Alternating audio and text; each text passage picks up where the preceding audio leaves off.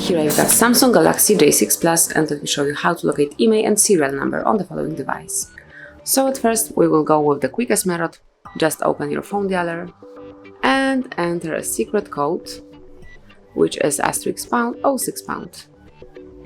And as you can see, with this code you can access both IMEI numbers assigned to your Samsung Galaxy J6 Plus and also the serial number. Click on OK to go back, and now we will open both numbers through the settings. It's a bit longer, but you can also read them through the settings. So at first let's open list of all applications, find and pick the settings, scroll down to the very bottom of the list and click on About Phone. And here you can read serial number and also both IMEI numbers assigned to your Galaxy J6 Plus.